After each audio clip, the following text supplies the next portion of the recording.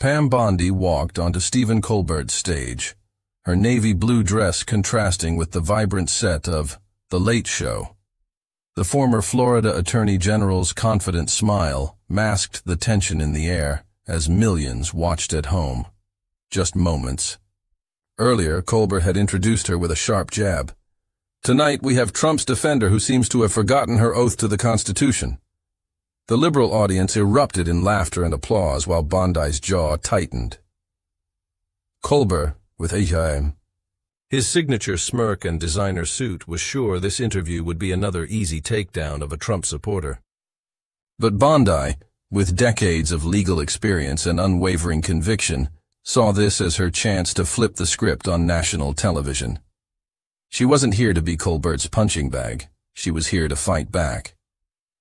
What happened next left Colbert fumbling for words, the audience gasping, and social media exploding in shock. This wasn't just an interview gone wrong. It was the moment Pam Bondi turned the tables on one of late night's most powerful voices. Before we dive into this incredible confrontation, make sure to like this video and subscribe so you don't miss our latest political showdowns and untold stories from behind the scenes of American politics.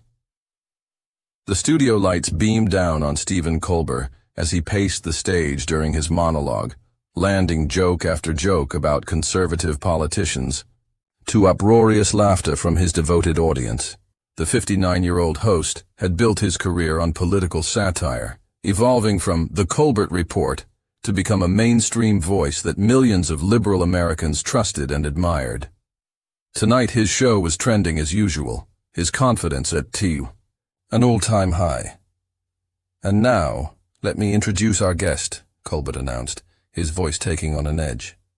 She served as Florida's Attorney General, defended Trump during his first impeachment, and recently claimed the 2020 election had irregularities.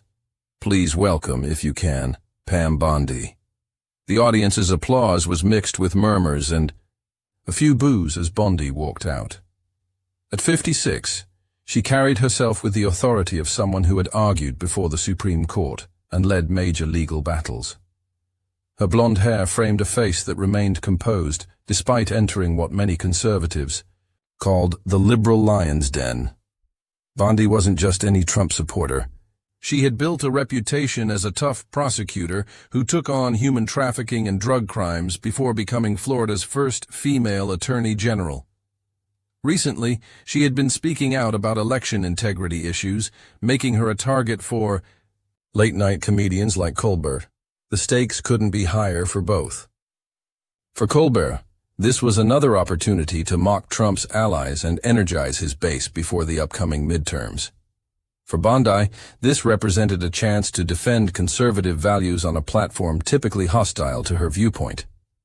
The entire conservative movement was watching to see if she could hold her ground or would become another victim of Colbert's sharp wit. As they shook hands, the tension was palpable. Colbert's smile didn't reach his eyes, and Bondi's grip was firm. Neither backing down before the verbal sparring had even begun. "Pam, thanks for coming into the, what do you guys call it? The lion's den?" Colbert started, emphasizing the phrase with air quotes as his audience chuckled. "I go anywhere to speak truth, Stephen.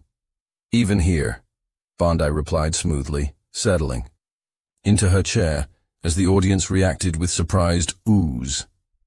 Colbert raised an eyebrow, realizing this might not be the easy interview he had anticipated. Millions, watching at home, leaned forward, sensing the brewing confrontation between two skilled communicators representing America's deepening political divide. "So, Pam," Colbert began, leaning forward in his chair, "you defended a president who was impeached twice. You stood outside courtrooms claiming election fraud without evidence. How do you square that with being a former attorney general who once took an oath to uphold the law?" The audience applauded vigorously, and Colbert's smirk grew wider. Had thrown his first real punch, framing Bondi as a hypocrite before she could even establish her position. Bondi nodded slightly, unfazed. "That's an interesting way to start a conversation, Stephen. I took an oath to the Constitution, not to a political party. That's exactly why I've spoken up when I saw concerns about election integrity. Any good prosecutor questions when processes don't seem right. Processes don't seem right? Colbert repeated with exaggerated disbelief.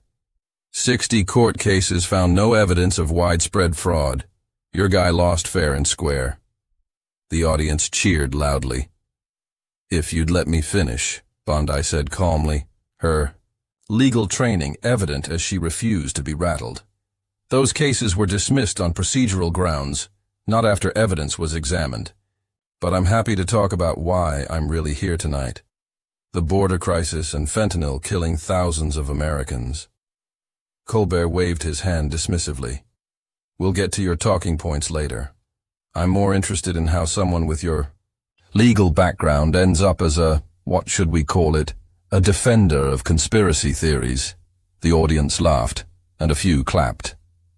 The camera caught Bondi's momentary flash of frustration before her expression returned to professional composure. That's a serious accusation from someone who spent years pushing Russian collusion theories that were debunked by the Mueller report, Bondi countered, her voice steady. I'm not here to trade insults, Stephen. I thought your viewers deserved an actual conversation. The audience grew quieter, some shifting uncomfortably in their seats. This wasn't following the usual script where Colbert dominated conservative guests with humor and his audience's backing. Colbert's smile tightened as he adjusted his glasses. The Mueller report that led to multiple indictments and convictions. That report? He looked to his audience for support, receiving scattered applause. The report that specifically stated no evidence of Trump-Russia collusion was found, Bondi replied. But again, I'd rather discuss issues affecting Americans right now than rehash political narratives. Colbert, sensing he wasn't landing the blows he expected, shifted tactics. Fine, let's talk about your recent work then. You've been appearing on networks claiming the Biden administration is deliberately failing at the border. Do you really believe there's some grand conspiracy to let in criminals? It's not a conspiracy when it's happening in plain sight, Bondi said, her voice becoming more passionate. I've been to the border. I've talked with Border Patrol agents whose hands are tied by policies from Washington. This isn't partisan, it's a humanitarian and security crisis. Yet your solution is just build the wall and separate families, Colbert shot back, his tone growing sharper. That's a straw man argument and you know it, Bondi replied, straightening in her chair. No one advocates separating families. We want legal immigration and border security. The current situation helps no one, not Americans, not legal immigrants, not the people being trafficked by cartels. The tension in the studio was mounting. Colbert's usual rhythm was disrupted by Bondi's refusal to be flustered.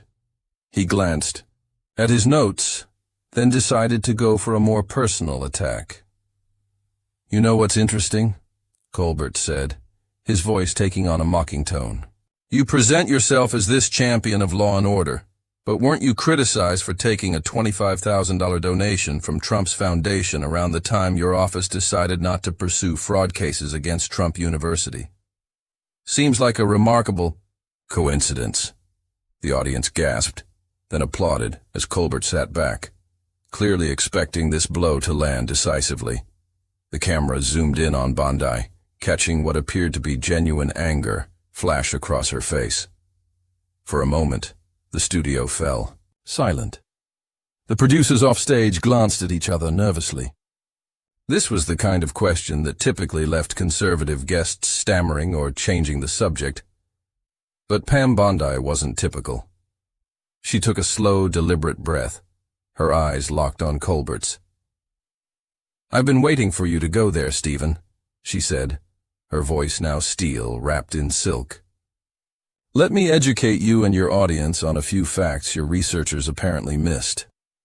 First, Bondi began, holding up one finger as she maintained direct eye contact with Colbert. That donation was to my political committee, not to me personally, a legal campaign contribution reported with full transparency. Second, the decision not to pursue the Trump University case was made by career prosecutors in my office before any donation, Based on the fact that New York was already handling the case. She leaned forward slightly. But here's what your audience might find interesting. While you're implying corruption with a legal $25,000 donation, you've said nothing about the millions flowing into the Biden family from foreign sources. Where's your concern for ethics there, Stephen? The audience, previously cheering Colbert's every jab, fell unusually quiet. Colbert shifted in his chair, his prepared notes suddenly seeming insufficient. We're not talking about Biden right now, he attempted, trying to regain control of the conversation. No, we're talking about journalistic integrity and double standards. Bondi countered, her confidence visibly growing. You invited me here, implied I violated my oath, questioned my ethics, but haven't done the same rigorous examination of politicians you support. Your viewers deserve better than selective outrage. Bondi reached into her portfolio and pulled out several printed pages. Since you brought up Trump University, let's also discuss the Clinton Foundation, accepting millions from countries with horrific human rights records while Hillary was Secretary of State. I have the receipts right here. She held up the documents. Would you like to review them on air? Colbert's face flushed slightly. This wasn't the defensiveness he expected.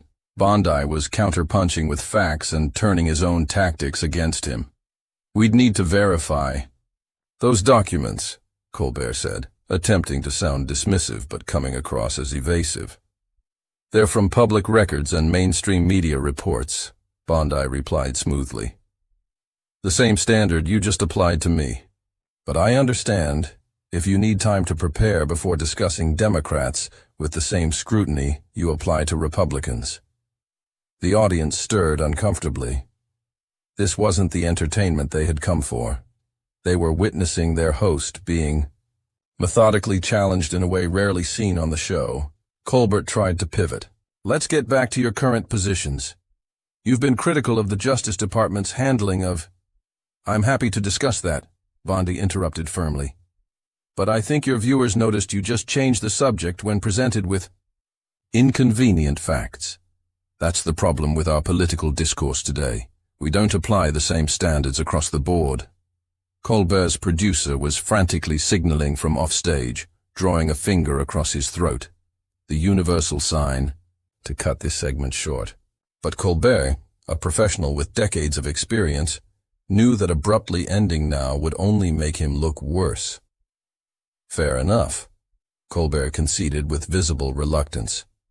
You're saying there's a double standard.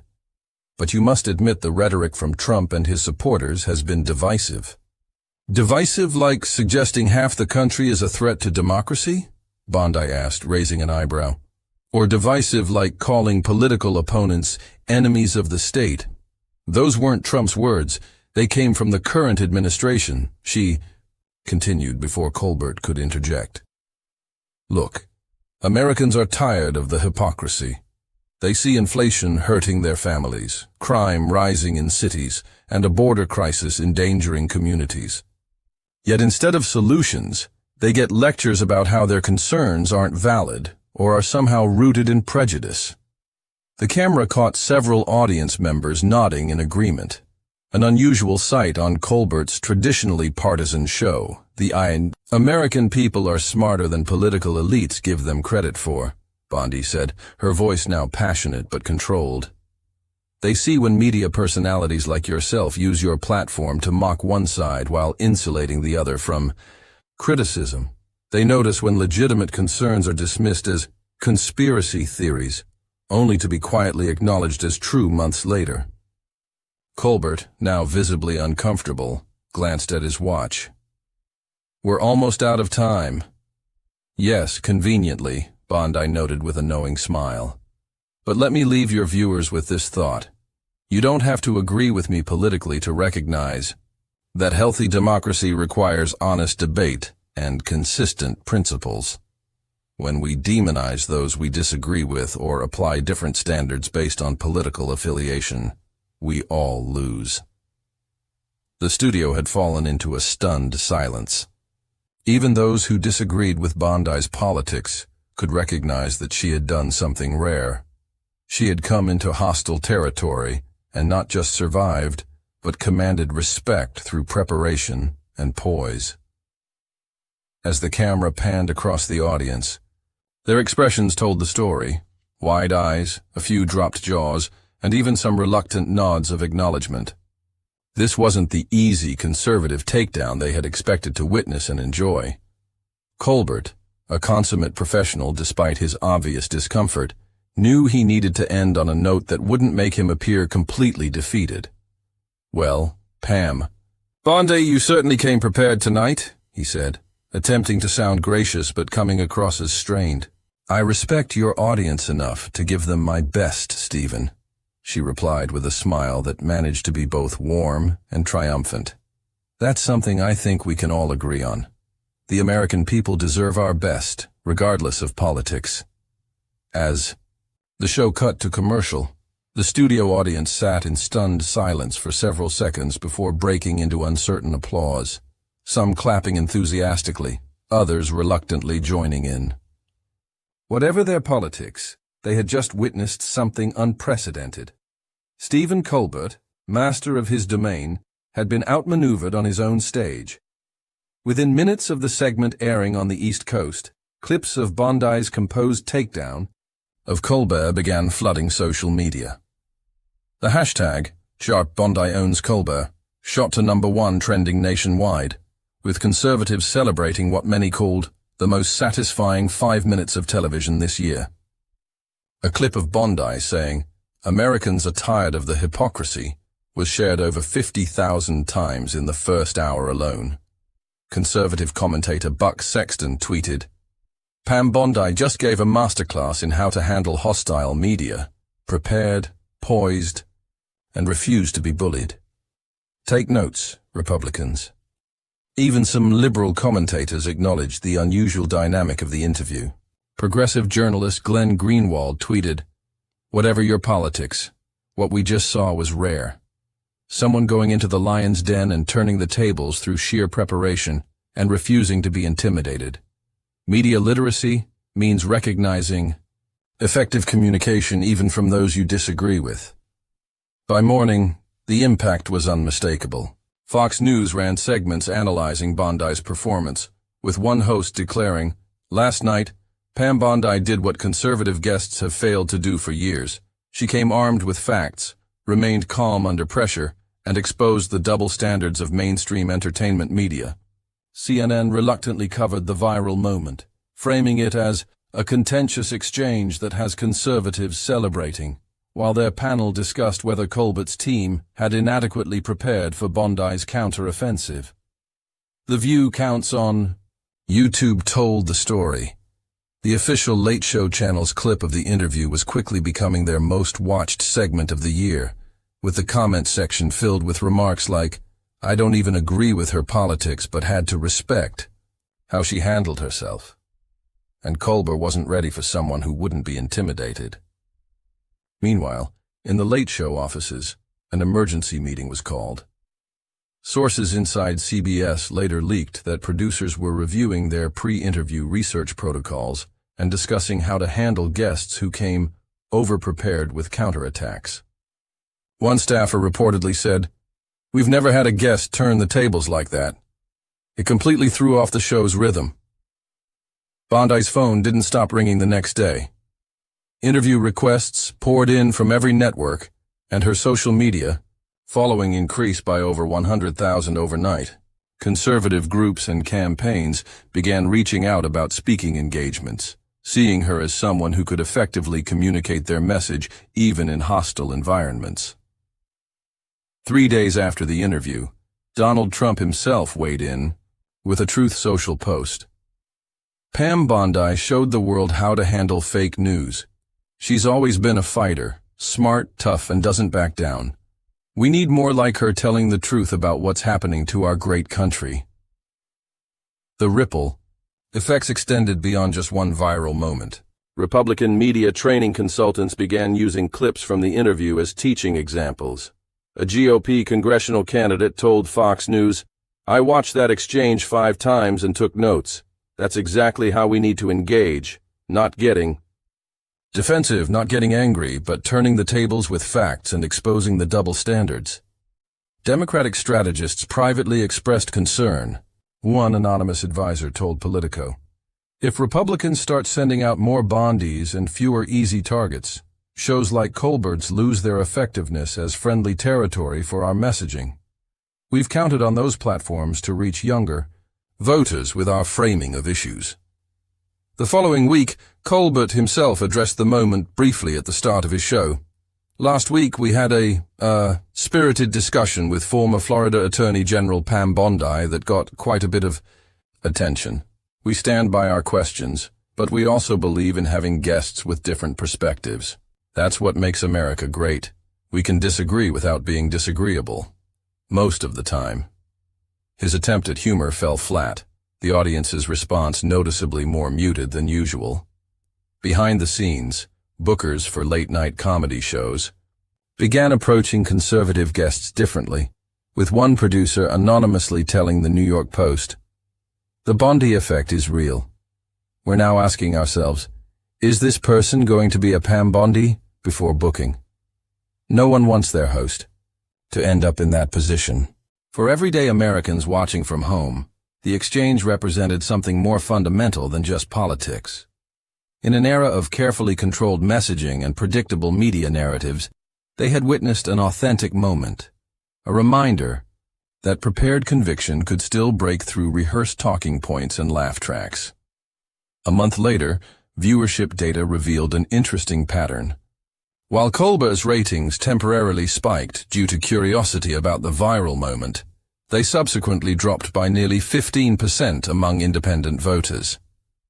Focus groups revealed that some viewers who had previously enjoyed the show's political commentary now saw it differently, with one participant saying, "I can't unsee how he tried to dismiss her when she challenged him." It made me question how many other guests get that treatment when they don't fit the narrative. Pam Bondi leveraged her newfound prominence to advance causes she cared about. Her appearances discussing border security and fentanyl trafficking now reached larger audiences, and she was increasingly invited to forums that had previously featured only progressive voices. When asked about the Colbert moment in subsequent interviews, she consistently redirected, "That was just one night of television. I'm more concerned about the issues affecting American families every day." 6 months later, journalism schools were using the exchange as a case study in interview tactics and counter-tactics. A Columbia journalism professor told students, "Whatever your political leanings, this interview demonstrates why preparation matters and why challenging your own assumptions before an interview is essential." Bondi succeeded because she anticipated the attacks and had factual counterpoints ready. The legacy of that one interview extended far beyond a single viral moment. It had become a template for effective communication across political divides, a warning to media personalities about the dangers of underestimating guests, and a reminder that in an age of carefully curated political theater, authentic exchanges still had the power to break through and resonate with the American people. For Pam Bondi herself, the most significant impact wasn't the fame or the viral moment. It was proving that conservative voices could effectively challenge the prevailing narrative when armed with facts, conviction, and unshakable composure. As she later told a group of law students at her alma mater, "The truth doesn't need anger or volume to be powerful. It just needs someone willing to speak it clearly, especially when it's not popular in the room." The nation had witnessed something rare in modern political discourse, a genuine moment of truth-telling that transcended partisan lines and reminded everyone that respectful but firm debate was still possible in America. If you found this breakdown of the Colbert-Bondi confrontation enlightening, don't forget to like this video and subscribe to our channel for more in-depth analysis of the political moments mainstream media won't cover. Hit that notification bell so you'll be the first to know when we upload new content exposing media bias and celebrating those who stand up for truth regardless of the consequences. Leave a comment below telling us what other political showdowns you'd like us to explore next.